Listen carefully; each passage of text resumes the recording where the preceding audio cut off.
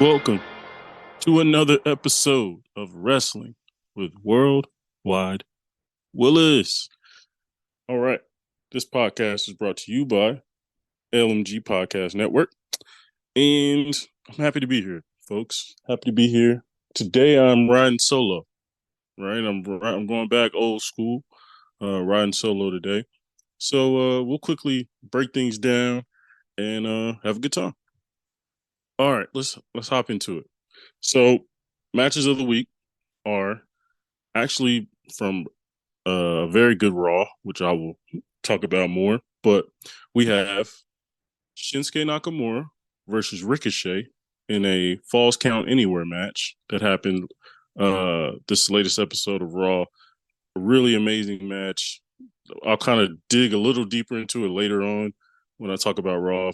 But yeah, great match. It had a great feel to it. It felt important. It felt like truly anything could happen. And yeah, both put on a great showing. Both looked better, leaving the ring than when they walked in. The loss doesn't affect Ricochet, but Shinsuke needed to win this, right? He just lost a championship match against Seth, which he looked really good at. And Shinsuke needed to win this one. Ricochet will be fine under Triple H's creative leadership. Ricochet he will be put in really good spots from this point on. He shouldn't worry at all. Um, but yeah, it was a really just fun match. I thought they did a good job. I thought the finish was a little weak. I thought the table spot specifically was a little weak. Um, Preferably would have, just would prefer a better spot there, right? If we're setting up a table, the whole like, oh, okay, you're on the top rope and I push you into the table, that just always seemed kind of weak. You know what I mean? And I get it, but especially with a guy like Ricochet, there's so much creative stuff you could do to put him through a table. So, but no, the spot off the in the crowd, jumping off the rail into the security guards and Shinsuke, it was amazing. The somersault, like that was dope. Um, uh, and I think it was Shooting Star actually, but no, a really good match. Really fun opener, and it just again, this was a season premiere of. I'll kind of talk about it more, but this was a season premiere of Raw. So they definitely had to go big, and this was a great way to start. Great way to start. And yeah, it was just definitely a treat for us fans who were there. Our second and last match of the week is Gunther versus Brunson Reed. Boy, boy, boy. If you saw this on the card, you was like, oh yeah, Brandon gonna like this one. Brandon, this is Brandon's type of match. You know what I mean? It just is, man. Two big fellas slapping meat. Pause. But but no, it was, bro. It's Gunther's my favorite wrestler. Anyone who listens knows that. But I really like Brunson Reed. He grew on me when he was in NXT. Early on, I was like, I don't know, but then he grew on me. He kept growing on me, and then his finisher, though it's simple, the splash. This dude's 330 pounds. Like the splash just hits harder when he does it, right? I just think he presents himself and wrestles in a way that he doesn't look like. I mean, no offense to Otis, but Otis never brought fear, never. And I mean, and even when he was trying to during the whole like COVID era, he was trying to be the feared big man, the feared monster type, and he never got over that way just because his wrestling ability is limited.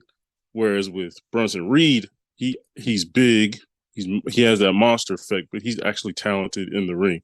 You can tell that, and you can tell Gunther and Brunson Reed. I think they wrestled each other back in the day in Progress Wrestling, but I can't.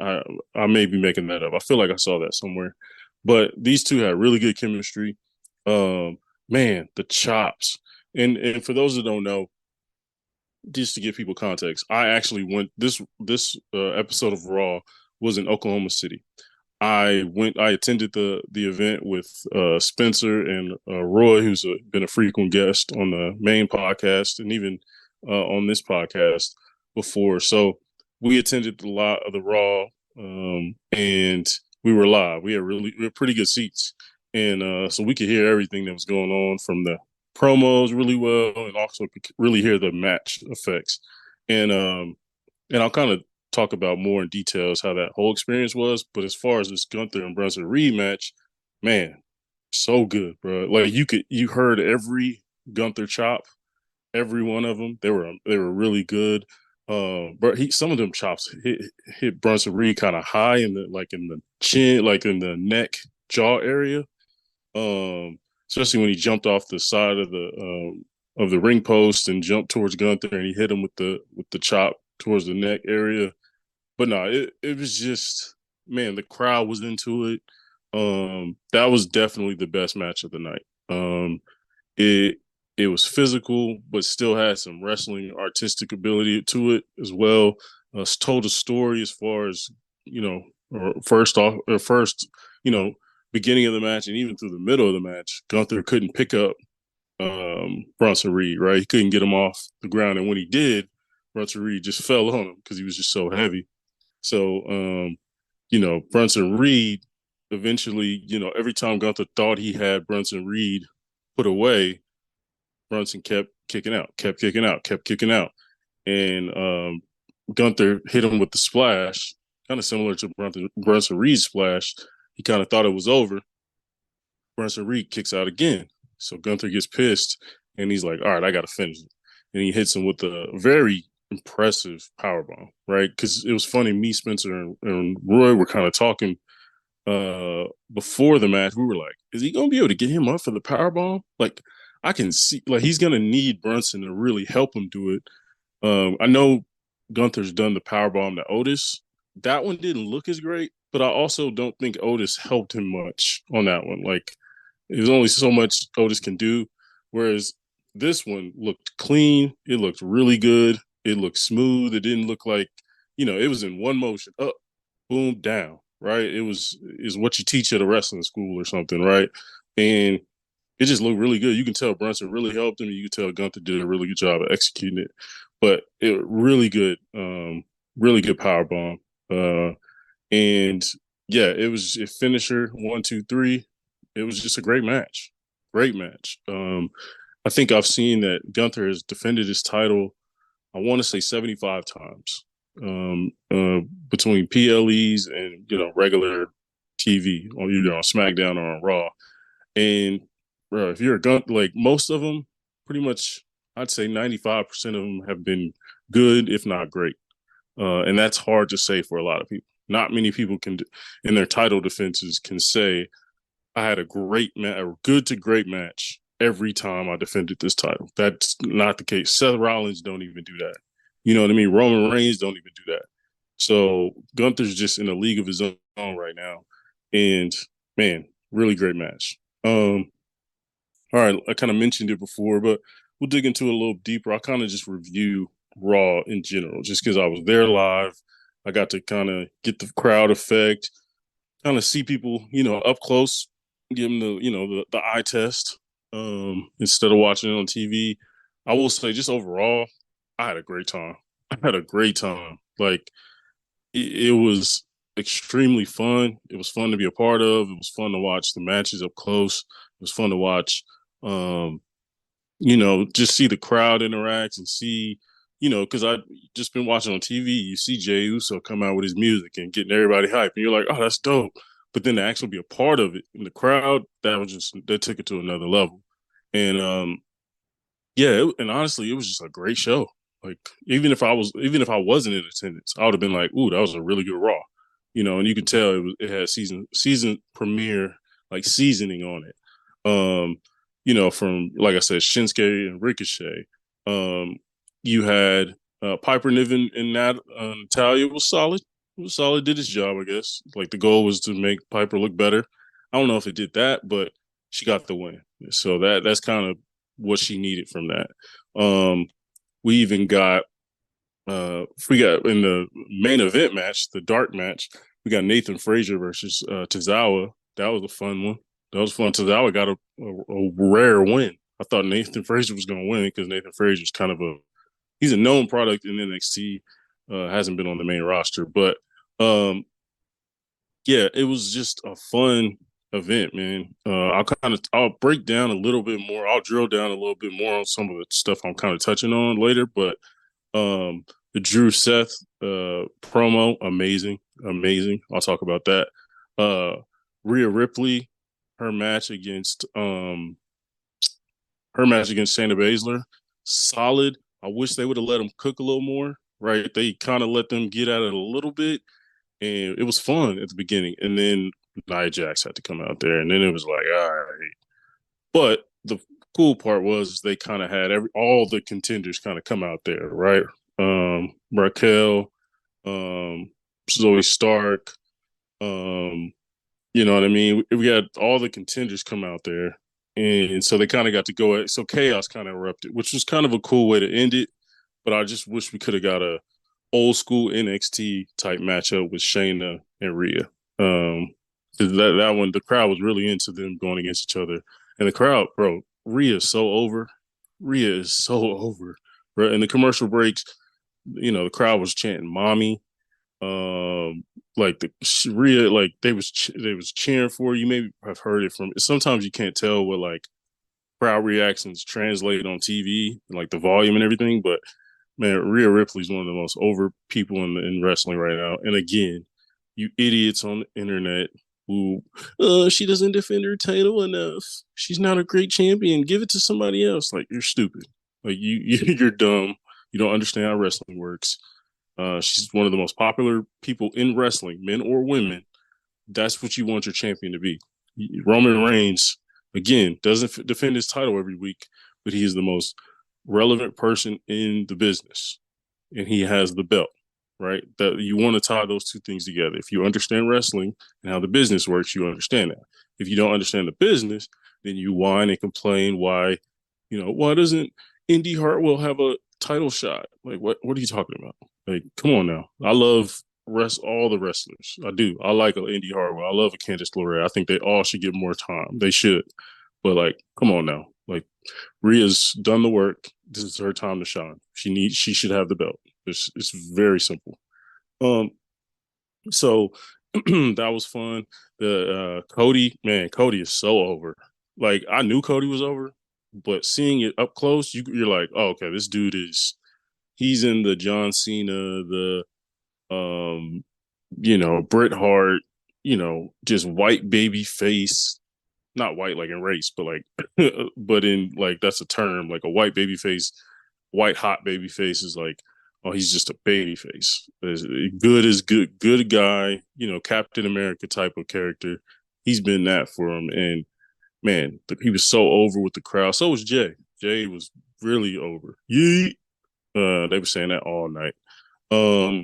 But yeah, seeing Cody and Jay together, they were extremely over. It made sense, and you kind of knew that coming in, but to see it with the crowd, they're definitely over. Judgment Day definitely got a chokehold on Raw, which I enjoy. It is kind of annoying. I'm gonna lie. The main event, seeing Jay and Cody against the Judgment Day, it didn't do much for me, to be honest, just because we've kind of already seen that matchup. We've seen Judgment Day versus Cody and insert partner, right? We've seen it a million times. We've seen KO versus and Sammy versus Judgment Day. You just seen Judgment Day a lot as far as tag team matches, and that's just not hitting as well. But a cool finish with Jimmy Uso coming in and betraying his brother. Well, not betraying, uh, costing his brother and Cody the titles. So Judgment Day to take the tag team titles back. It's kind of interesting how they're going back and forth, but I'll kind of dig into it a little more. But I am enjoying this Judgment Day bloodline kind of like handshake deal they have going on. I kind of enjoy that because that's what real bad guys in real life would do. That's what two gangs and real two cartels sometimes have a handshake agreement. You know what I mean? So it definitely it's cool to see that executed. Um, Sami Zayn really over. He opened the show obviously with his promo. I thought his promos were really good throughout the show. His opening promo, kind of describing how he was upset, like he's happy for Jey Uso, but he's also upset that it resulted in Kevin Owens being traded to SmackDown. Right, that's a normal reaction. in the Vince era, we wouldn't even get Sammy's perspective. It would have just been a transaction.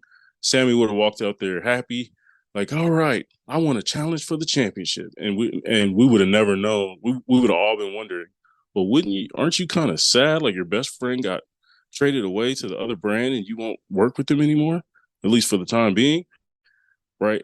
We would all be wondering that under Vince, but under Triple H, he's like, you know, let's sprinkle that into the story, right? Like that's a legitimate, authentic reaction. A person I've been rooting for in Jey Uso and kind of being somebody who he can come to. He's come here to Raw, great, cool. He's doing having single success, great. He's getting the spotlight he deserves, but that cost my best friend being sent off to another brand, and us not having a chance to regain our tag team titles. Like, yeah, he was a little upset about that, and so I was cool to see that in his promo, and obviously it's cool to see Sammy on his own again. I'm kind of excited to see what he does. He mentioned, you know, showing that he's a main event talent and a main event can hold the world title. So I'm excited to see him kind of, you know, that hopefully him and Seth can go at it a little bit, or him versus Drew if Drew ends up winning it. I'd also like to see Sammy go against Gunther. That'd be fun. That'd be fun. Trying to think what else happened that night. We for the like all the backstage stuff, amazing. Like really, like the Becky Lynch runs into Rhea Ripley. That gave me goosebumps because them two been, you know, squaring off for almost a year now and haven't wrestled, but they just kind of keep teasing it, keep teasing it. I'm hoping that's the main event of night one of WrestleMania 40. I'm hoping it's Rhea versus Becky for the World Heavyweight title. Um, but yeah, seeing Becky talk to Indy Hartwell. Indy Hartwell made a good point. Indy Hartwell never lost her NXT championship. She hurt her leg and had to relinquish the title, but she never actually lost the title. So it's cool to see her now that she's healthy and on Raw on the main roster, challenging Becky for that title. And again, people are like, "Well, why is Becky holding the NXT title? That should be given to somebody else." I don't, I don't like that she beat Tiffany Stratton twice. I don't love that, but I do like the reason they gave it to Becky is because more casual fans are going to tune in to a Becky match, right? So why not use that as an opportunity to introduce new talent like Indy Hartwell, like Valkyria on NXT, you know, different Tiffany Stratton when she was going against her. Like it's an easy way to introduce people. They're doing the same thing with Dom, right? They're using the casual fan who Dom has so much heat. They're using that heat and Dom having the North American title and using that to make those viewers go, you know what? I don't usually watch NXT, but I'm gonna go check out what Dom's doing over there. They go check it out. They get to see Trick Williams. They get to see all these other guys, Dragon Lee. You know what I'm saying? So it's just a really smart business play, and I'm enjoying it. Obviously, it's gonna wear out after a while. So hopefully they kind of get ahead of that and still switch the titles back to somebody in the NXT. But overall, I'm enjoying it. But yeah, Becky also ran into Jade Cargill. Man, the crowd went crazy. The crowd went crazy when Jade Cargill showed up on the screen. Like it was an authentic with crazy. So I'm excited for when she actually comes out. The crowd gonna go crazy for her. If they do her right, which I think they will, they've done a really good job of like slowly teasing her and giving her time to like, you know, grow a little groundswell of support and you know, and energy behind her. I think she's going to do well. So that was really dope to see her. And I will say, Adam Pearce did say, "Welcome to Monday Night Raw." So I'm wondering if that officially means Jade Cargill is a Monday Night Raw um, roster member, right? Because she also showed up on SmackDown and faced off with Charlotte. So who knows? And NXT. So who knows where she's going to land. That could be a cool little storyline they play out all the way up to Survivor Series where she kind of chooses where she gets to go. That'd be cool. That'd be kind of cool.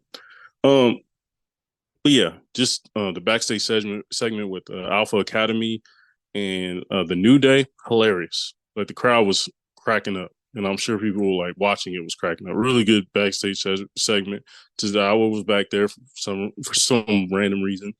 Um, but yeah, next week we'll get Alpha Academy versus New Day. I'm sure that'll be a really good match. But them backstage are just funny. All of them are funny, and they got really good chemistry. So that was good. Oh, the Drew and the Sammy conversation. Like Drew, like saying like Sammy. We'll talk about the Seth and Drew promo in a sec, but basically Sammy saying, "Hey, like Seth said, Drew, you need to kind of move on from the bloodline. You gotta got to get over it." And Drew hit him with a cold line that was nothing but facts, but he was like, "Hey, Sammy, like no offense, but you've never been a champ. Like you've never been a champion, so you don't know those stakes. You don't know what it feels to be this close to a title and someone cheats you out of a title, like what happened to Clash at the Castle." Um, so I really, and we'll talk about it. Well, I guess we can just go ahead and get to it. That's a good segue. Um, yeah, he just basically said like, hey, Sammy, you never won a title. You've never been on my level, technically. So you you can't be the one to really give me any advice. It's different when Seth says it, but when you say it, like, put some respect on my name, like, relax. And so next week we'll get Seth. I'm sorry, next week we'll get Sammy versus Drew McIntyre, which will be a fun match. And this slow heel turn they're doing with Drew, I love it. They're slowly turning the temperature up with him. I like it. I like it. Because I was scared they were just gonna do a him walk out there, Claymore to somebody, to Seth or any babyface, to Jey Uso or whoever, and then we're just like, oh well, he's a babyface. All right, again, that's what Vince would have did. Vince would have been like, all right, he walks out. Claymore to Jey Uso. Claymore to Seth. All right, he's now a heel, and he's just mad that he wants the title back. And that would have been the whole purpose of him doing that. Whereas with Triple H, again, smart, understands storylines, understands like timelines, and thinks 4 to 5 to 6 weeks out instead of just episode by episode. And you know, Triple H understands, okay, Drew has a lot of Drew has legitimate all right, bear with me now.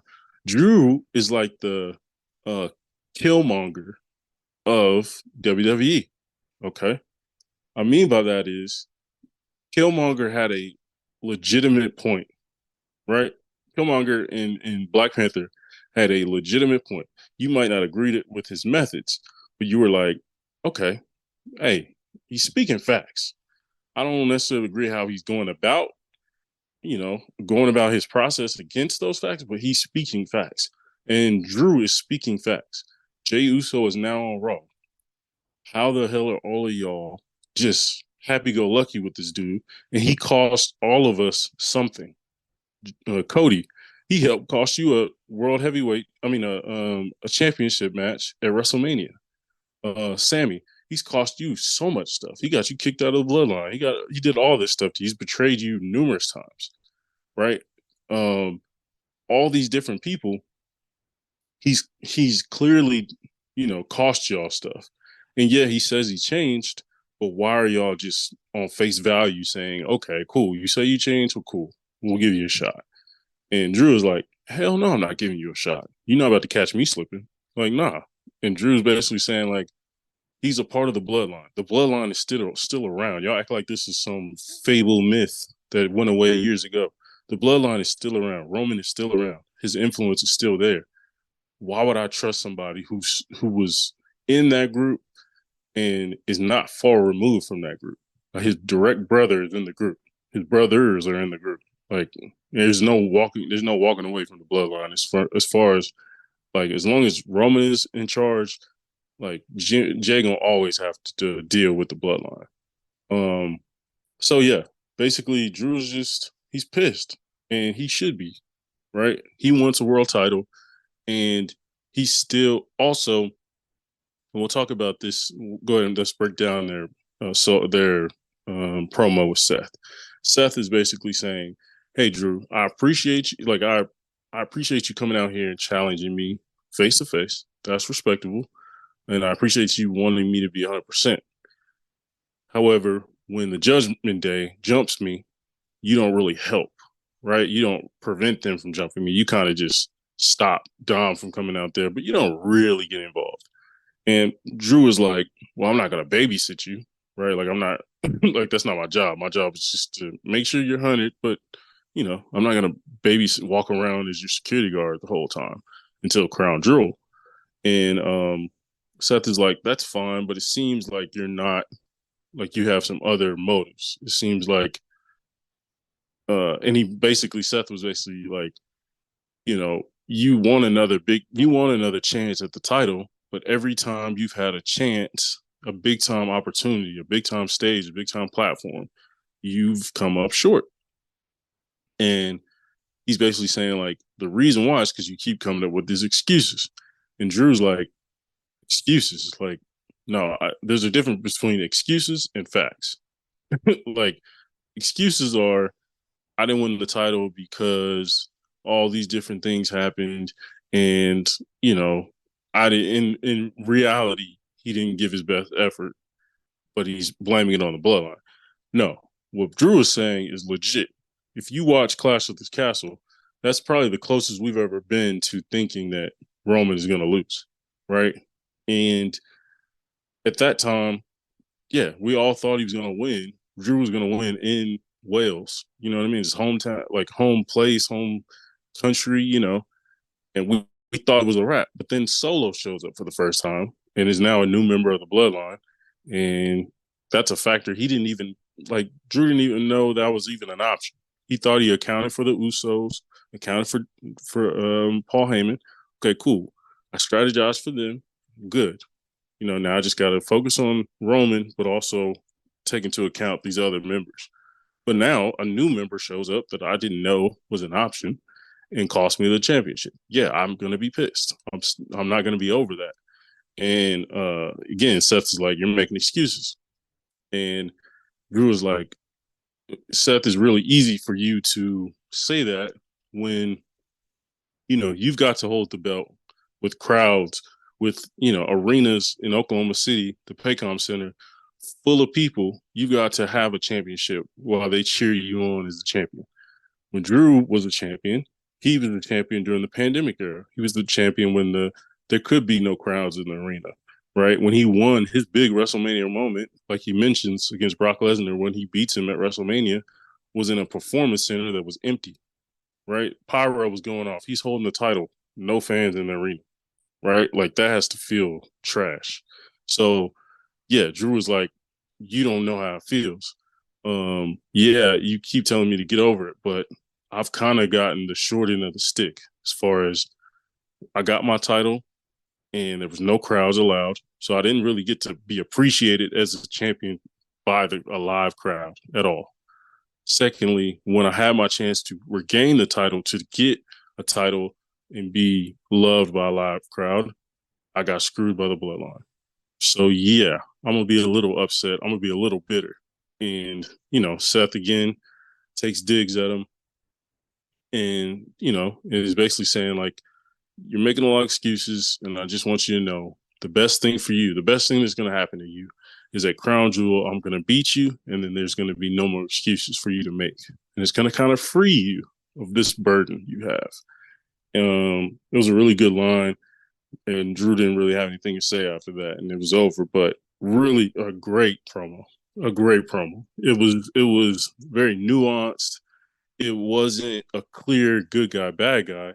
It was just two people making really good points, making legitimate arguments, and you could just kind of, the crowd could go one way or the other, but you couldn't go, okay, Seth's the villain, Drew's the good guy, or Drew's the bad guy and Seth's the good. Like you couldn't decide, and I like that.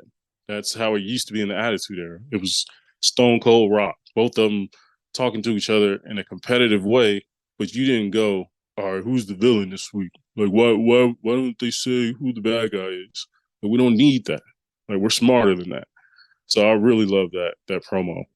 Um, we'll also talk about, like I mentioned, that Judgment Day bloodline handshake deal that we've kind of been seeing play out over the last couple of weeks, especially on SmackDown, has been really good. And I think, honestly, I like that they're kind of pushing Rhea as the leader, sort of like not only is Rhea like this, massive figure as far as like physicality, but you're starting to see Rhea step into the like, Roman Reigns role. Like, I'm two steps ahead of you mentally, also.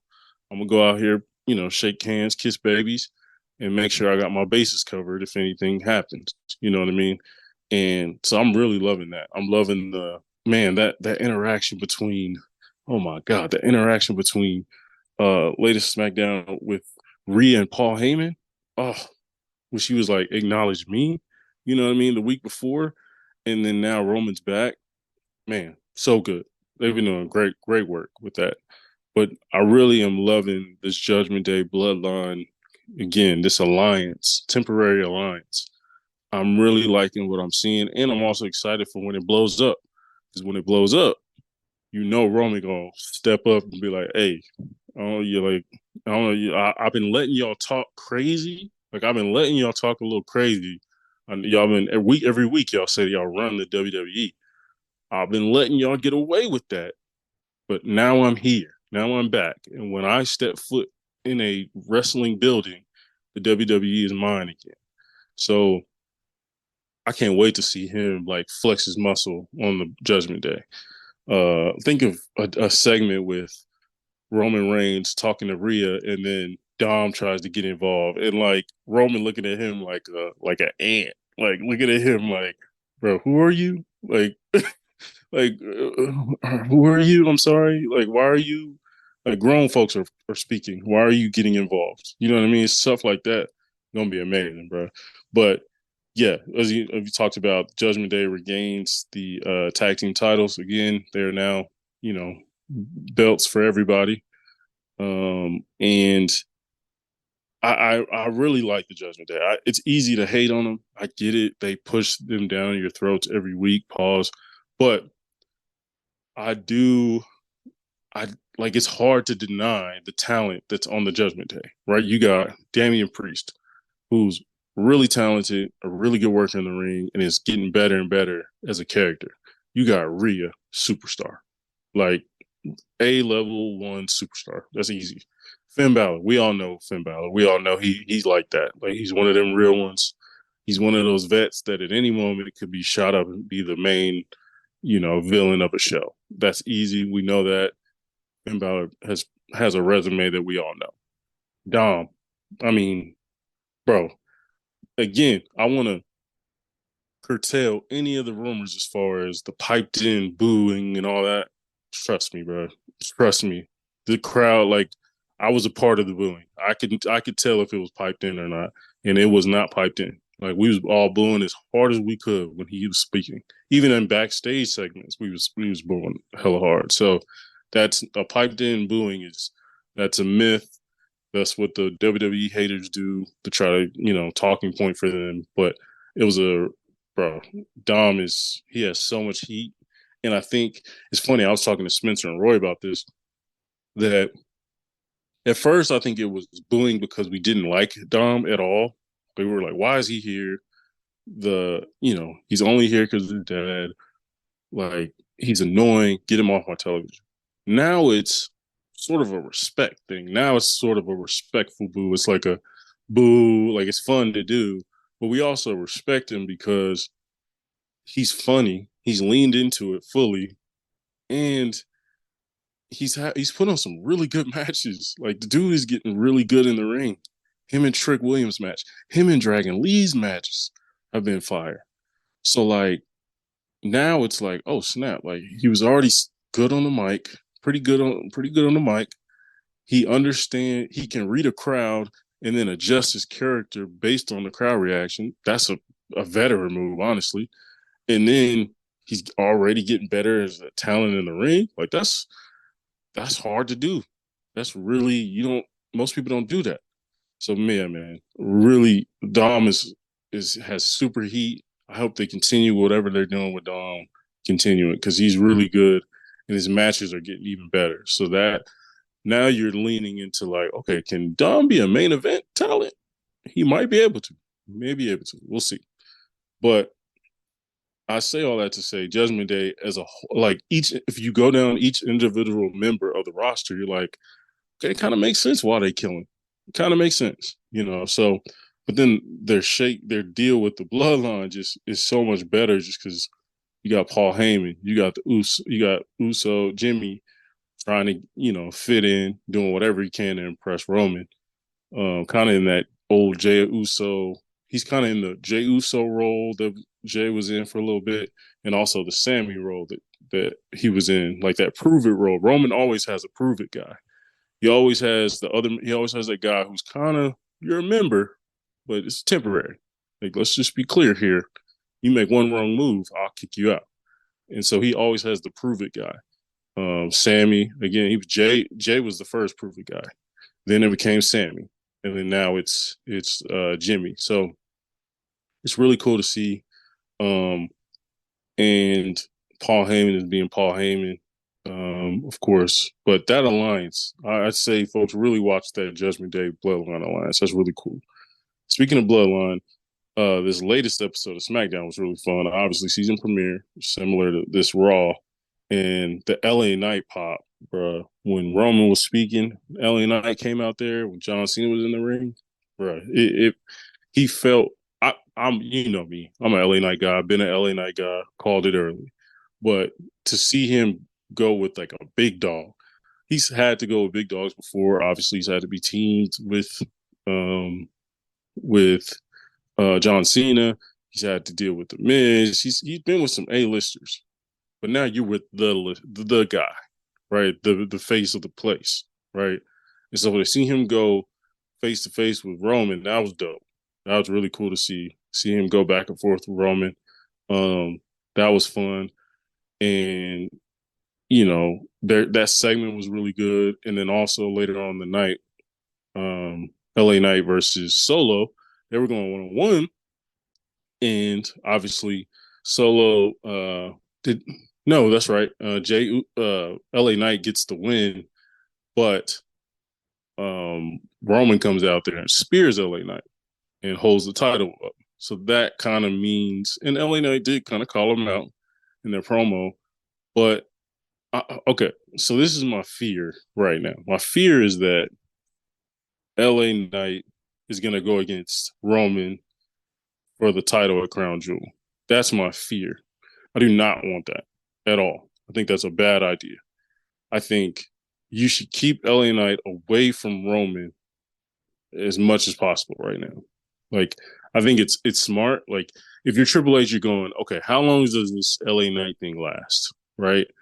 Okay, I don't know how long it lasts, so I gotta kind of cook it while it's here. You know what I mean? Keep it warm while it's here. So, and I got Roman. Who knows how long I got Roman till Mania?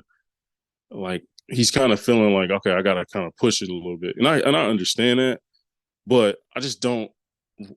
LA Knight doesn't need the last thing LA Knight needs is a loss at Crown Jewel. You know what I mean? I just don't think that helps him. Now, you could do a whole Bloodline gets involved, cheats LA Knight out of a title, blah, blah, blah. You could do that, and maybe that's what they do. Now, I've kind of talked myself into it, actually. You can do a LA Knight versus Roman. They have a really good match. At the end, Bloodline costs him. He now has beef with the Bloodline, not only Roman, but all of them, because they've cost him a title shot. And then you insert him into which he obviously is going to be into it anyways, but he now has a direct reason to be included in this Survivor Series match. Bloodline versus, hopefully, LA Knight, Cody Rhodes, Jay, and somebody else. Maybe even, that'd be dope if it's John Cena. That'd be cool. So yeah, as you guys saw in real time, me talk myself into a LA Knight versus Roman Crown Jewel match, world title match. I was a little afraid just because, again, I don't want him getting, I don't want his momentum being squashed. But also, I think if you do the finish correctly in a LA Knight Roman 1-on-1 matchup, if you do the finish correctly, he can still look good. He can still look like, like Cody did coming out of that. And the good thing is he has something to do right after. Right. The bad thing about Cody versus Roman was Cody didn't have a ton to do right after that. Right. So he kind of like dwindled around. He went against Dom. He went against a bunch of randoms. Whereas, I think he went against Brock randomly. Like in this case, LA Knight would lose at Crown Jewel, getting cheated, and he could directly jump into the feud for Survivor Series, right? So he has a direction immediately with the storyline and everything. So I actually think it's actually works. It actually works. And then obviously, if you go that route, these next, SmackDowns leading up to that match are going to go crazy, right? LA Knight and Roman in the ring together, like that's you're going to get so many views off that. So now I want to say I am excited for that. I am excited. Um, so yeah, well, let's talk about Crown Jewel as a whole. Man, it's looking like a really good card right now. It really is. We saw that we're going to get Rhea Ripley defending her title against Nia Jax, Zoe Stark, Shayna Baszler, Raquel Gonzalez in a fatal 5-way match. Um, and we usually don't get fatal 5-way matches, honestly. Like that's a video game type of match. You know what I'm saying? And so I saw someone say on Twitter, it's either going to be a like a show stealer, or it's going to be the worst match on the card by far. And I agree with that. And I don't think it's going to be Rhea's fault, but man, you got Nia Jax, who's trash. You got Raquel, who I like, but isn't the most technically talented in the ring. Now Zoe is really good, and Shayna is good. So hopefully they lean on those two versus Rhea. Um, and I hope they use the other just kind of like monsters that Rhea has to overcome, but not too vital part of the match. Like I'd be interested in who the producer of that match is going to be. But that's going to be a really cool title defense. I'm interested in who the Judgment Day. I'm wondering if the Judgment Day will defend their titles over there or not. But I'm sure, if it's Judgment Day versus the New Day, or Judgment Day versus Alpha Academy, or Judgment Day versus um, you know any tag team right now, Street Profits, whatever, right? Um, that is going to be a good match, I think. Um, then you have Seth Rollins versus Drew, like I talked about. That's going to be a really good match. That's going to be fun. And the story is you have a story there, which is great. It's not just a random face off, because usually Crown Jewel is usually just a random collection of matches, and you're just like, all right, these are kind of fillers. Okay, whatever. Whereas these all feel like, okay, they're good matches, but they also have storylines behind them, which is good. Again, like I mentioned, LA Knight versus Roman, that's not official for Crown Jewel, but I feel like that's what it's going to be. They really like to show out for Crown Jewel over in Saudi Arabia. I really like to put on a good card for those people over there. And so I could easily see putting the best person in the business, Roman Reigns, versus the most popular person in the business in LA Knight. So I could definitely see them doing that. Um, Hopefully we get an EO match versus hopefully not Charlotte, anybody but Charlotte. Hopefully we get a Jay Cargill, debut match. Maybe that'd be dope. Maybe you get Jay Cargill versus Charlotte. That'd be fun. I'm down with that.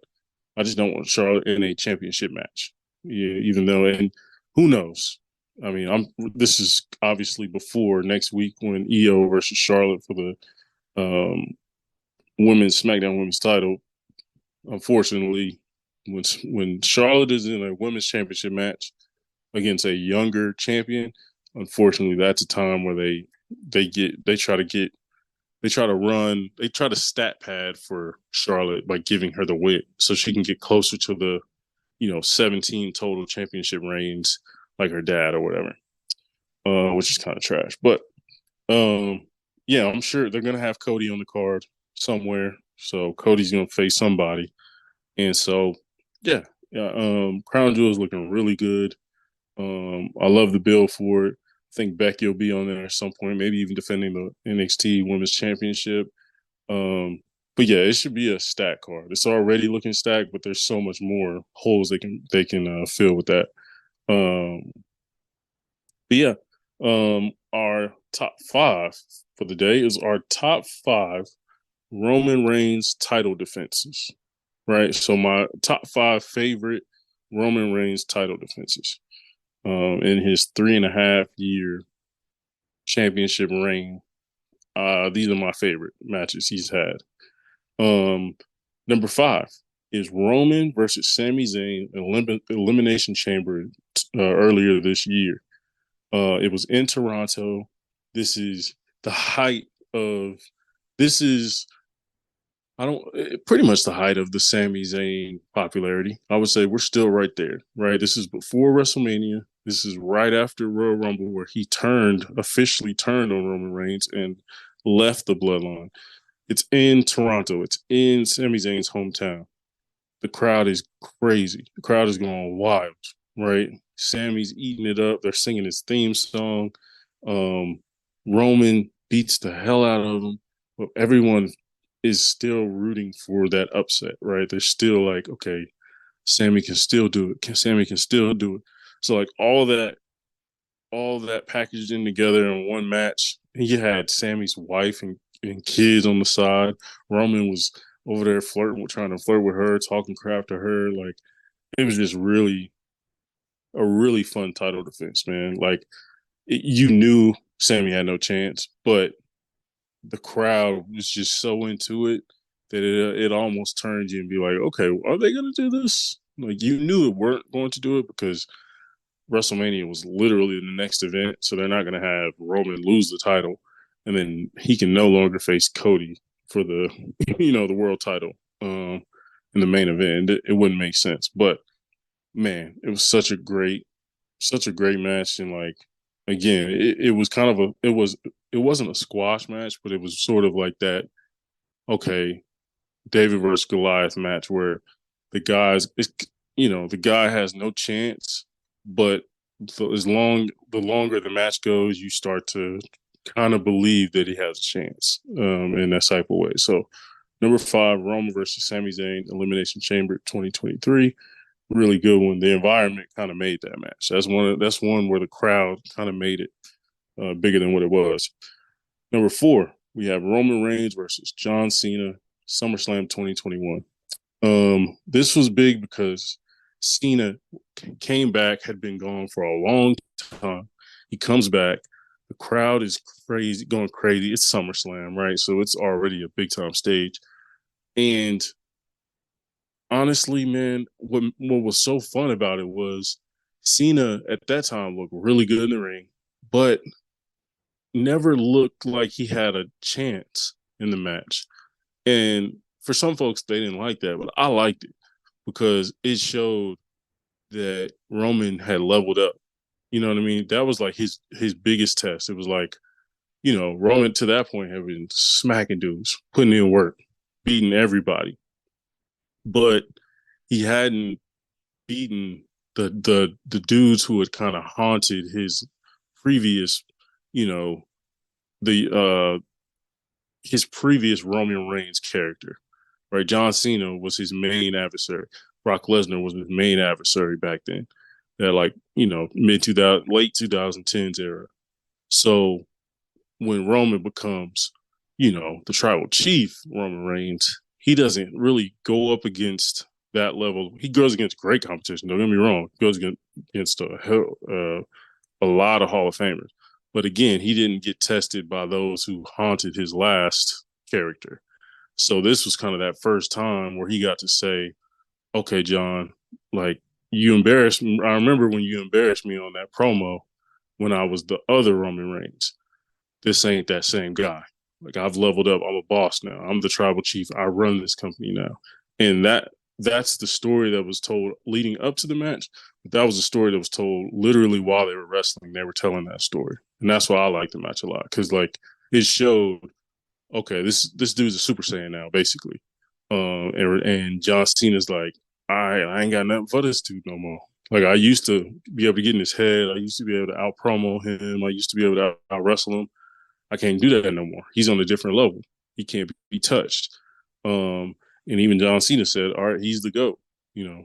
And so, yeah, man, that match, I was enjoying it for the wrestling, but I was also truly enjoying it because it was telling a story of. It was like watching, you know, a great player passes the baton to the next great player, like officially a passing the baton. And so I'm a history buff, so that type of stuff I nerd out on. So Roman Reigns versus John Cena, SummerSlam 2021. That's my number 4. Number 3, Roman Reigns versus Seth Rollins, Royal Rumble 22. Now, the reason this one was so big is because people have always asked for a Roman Reigns, the tribal chief version, versus this version of Seth Rollins, especially that time. That Seth Rollins, as far as character work, was cooking.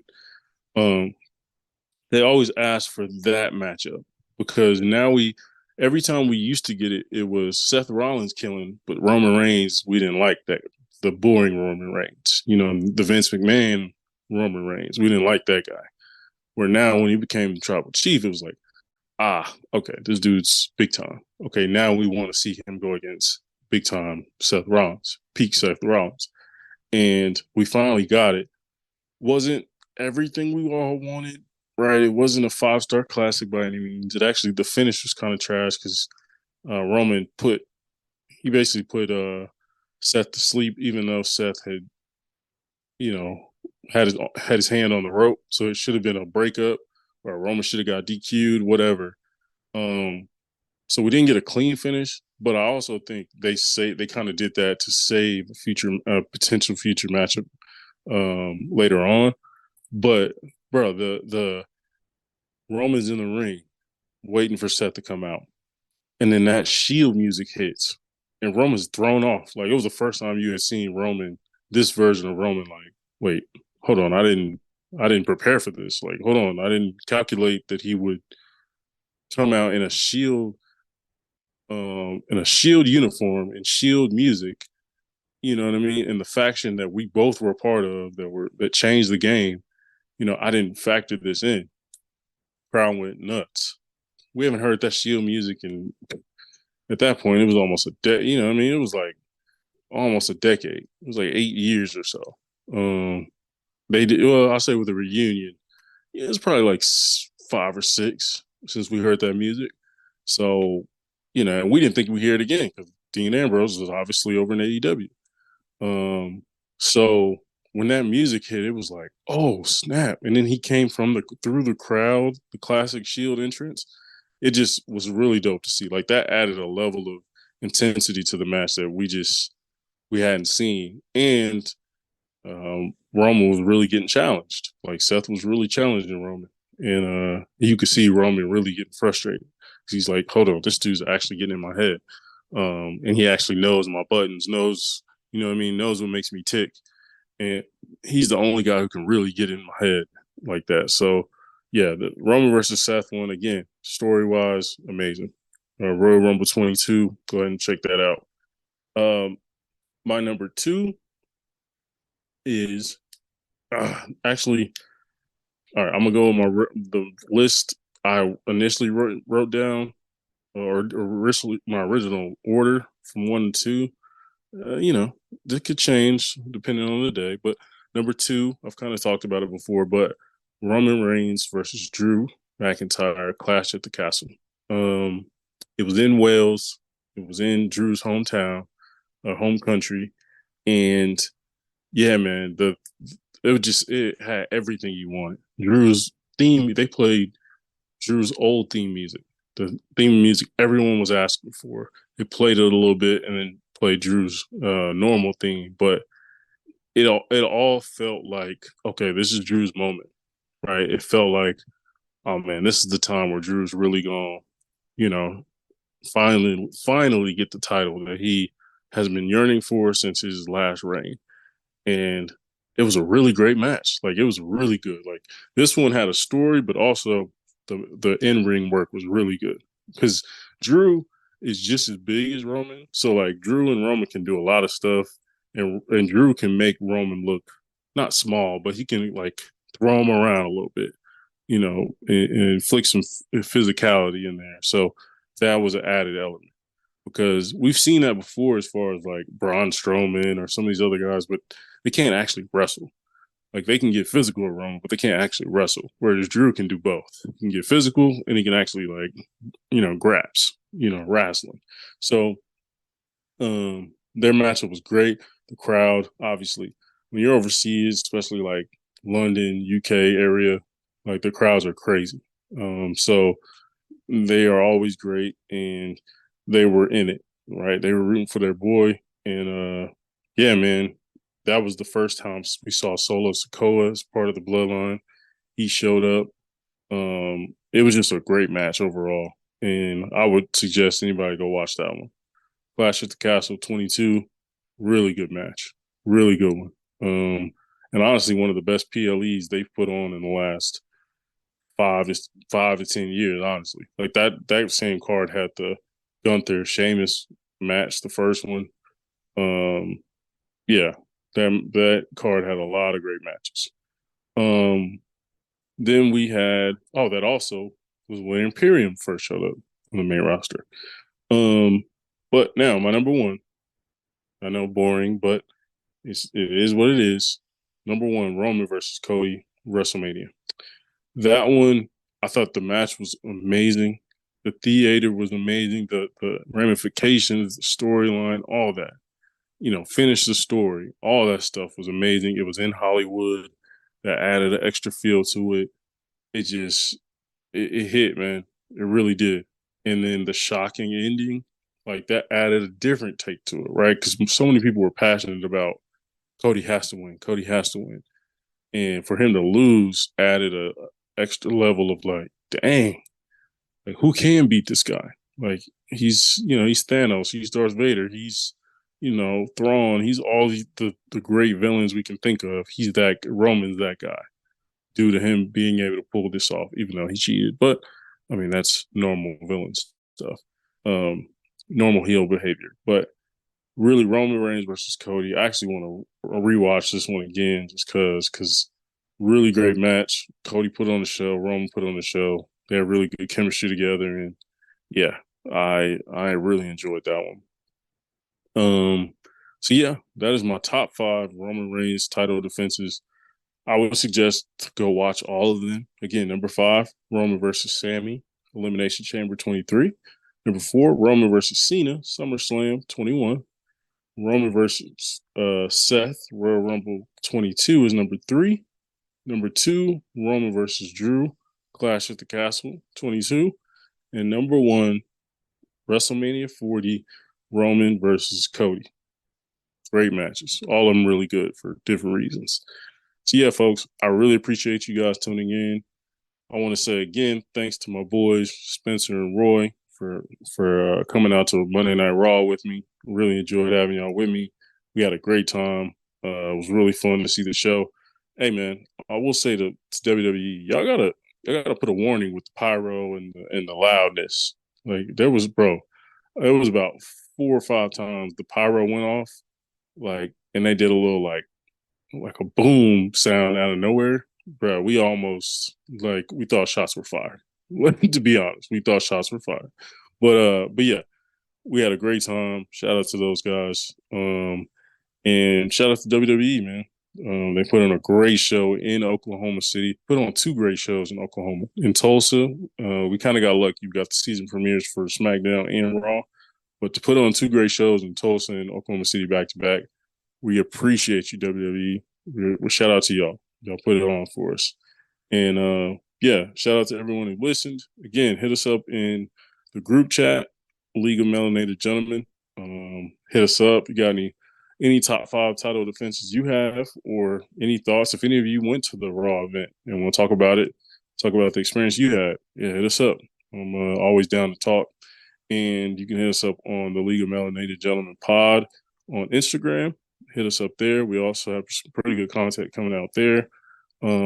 Twitter, the X, whatever Elon wants to call it. Hit us up there as well. Same name. And yeah, until the next time, we out. Yeet.